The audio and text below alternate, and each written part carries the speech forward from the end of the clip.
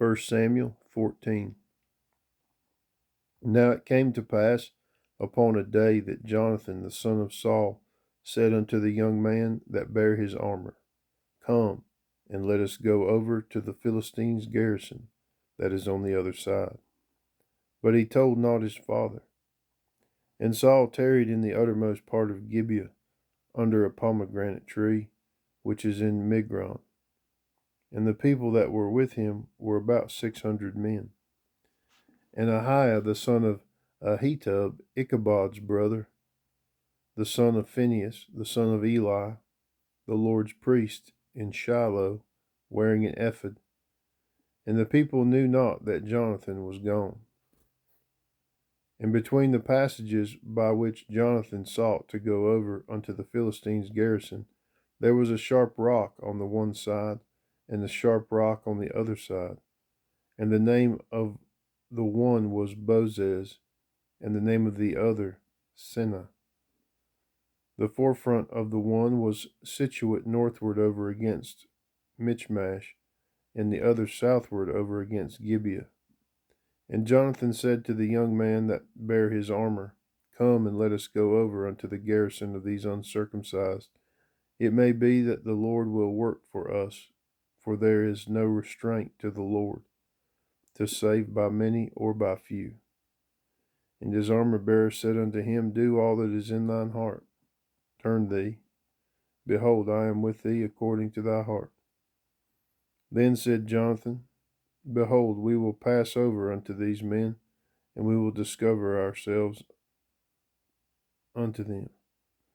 If they say thus unto us, Tarry until we come to you, then we will stand still in our place, and will not go up unto them. But if they say thus, Come up unto us, then we will go up, for the Lord hath delivered them into our hand. And this shall be a sign unto us. And both of them discovered themselves unto the garrison of the Philistines. And the Philistines said, Behold, the Hebrews come forth out of the holes where they had hid themselves. And the men of the garrison answered Jonathan and his armor-bearer, and said, Come up to us, and we will show you a thing. And Jonathan said unto his armor-bearer, Come up after me, for the Lord hath delivered them into the hand of Israel. And Jonathan climbed up upon his hands and upon his feet, and his armor-bearer after him, and they fell before Jonathan, and his armor-bearer slew after him. And that first slaughter which Jonathan and his armor-bearer made was about 20 men, within as it were an half acre of land, which a yoke of oxen might plow. And there was trembling in the host in the field, and among all the people.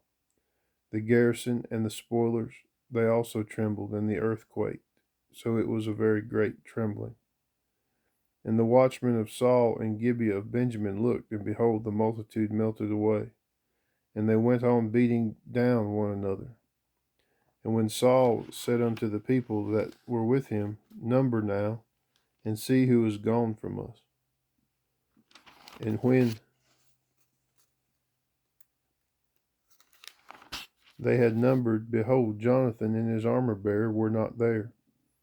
And Saul said unto Ahiah, Bring hither the ark of God, for the ark of God was at that time with the children of Israel. And it came to pass, while Saul talked unto the priest, that the noise that was in the host of the Philistines went on and increased. And Saul said unto the priest, Withdraw thine hand. And Samuel and all the people that were with him assembled themselves, and they came to the battle. And behold, every man's sword was against his fellow, and there was a very great discomfiture. Moreover, the Hebrews that were with the Philistines before that time, which went up with them into the camp from the country round about, even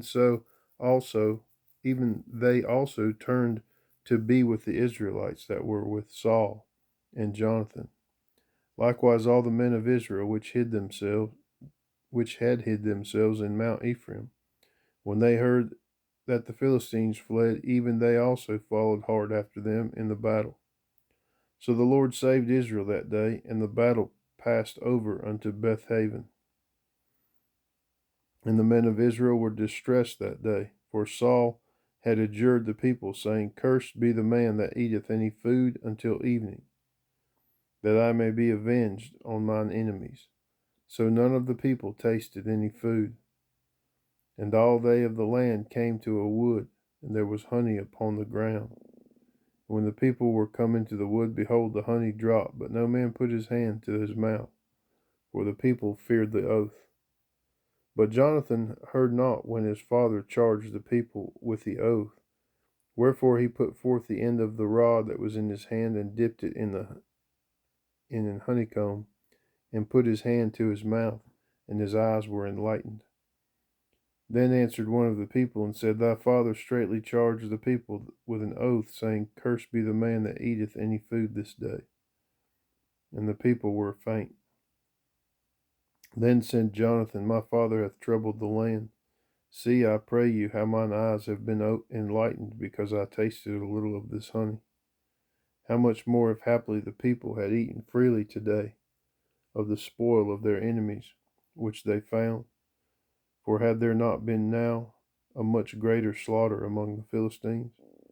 And they smote the Philistines that day from Michmash to Ajalon, and the people were very faint. And the people flew upon the spoil, and took sheep and oxen and calves, and slew them on the ground, and the people did eat them with the blood. Then they told Saul, saying, Behold, the people sin against the Lord, in that they eat with the blood. And he said, Ye have transgressed. Roll a great stone unto me this day. And Saul said, Disperse yourselves among the people, and say unto them, Bring me hither every man his ox, and every man his sheep, and slay them here, and eat, and sin not against the Lord in eating with the blood. And all the people brought every man his ox with him that night, and slew them there. And Saul built an altar unto the Lord. The name of the same was the first altar that he built unto the Lord. And Saul said, Let us go down after the Philistines by night, and spoil them until the morning light, and let us not leave a man of them. And they said, Do whatsoever seemeth good unto thee. Then said the priest, Let us draw near hither unto God. And Saul asked counsel of God, Shall I go down after the Philistines? Wilt thou deliver them into the hand of Israel? But he answered him not that day. And Saul said, Draw ye near hither all the chief of the people, and know and see wherein this sin hath been this day. For as the Lord liveth, which saveth Israel, though it be in Jonathan my son, he shall surely die. But there was not a man among all the people that answered him. Then said he unto all Israel, Behold, be ye on one side, and I and Jonathan my son will be on the other side. And the people said unto Saul, Do what seemeth good unto thee. Therefore Saul said unto the Lord God of Israel, Give a perfect lot. And Saul and Jonathan were taken, but the people escaped. And Saul said, Cast lots between me and Jonathan my son, and Jonathan was taken. And Saul said to Jonathan, Tell me what thou hast done. And Jonathan told him, and said, I did but taste a little honey with the end of the rod that was in mine hand, and lo, I must die. And Saul answered, God do so, and more also, for thou shalt surely die, Jonathan. And the people said unto Saul, Shall Jonathan die, who hath wrought this great salvation in Israel? God forbid. As the Lord liveth, there shall not one hair of his head fall to the ground, for he hath wrought with God this day. So the people rescued Jonathan, that he died not. Then Saul went up from following the Philistines, and the Philistines went to their own place. So Saul took the kingdom over Israel. He fought against all the enemies on every side, against Moab, and against the children of Ammon, and against Edom, and against the kings of Zobah, and against the Philistines.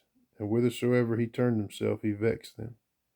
And he gathered in hosts, and smote the Amalekites, and delivered Israel out of the hands of them that spoiled them.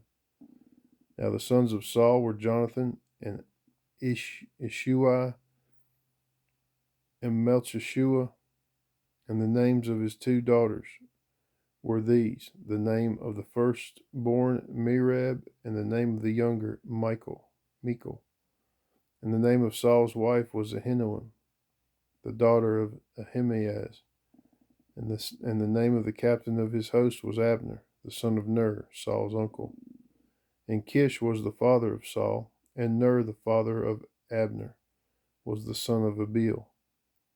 And there was sore war against the Philistines all the days of Saul. And when Saul saw any strong man or any valiant man, he took him unto him.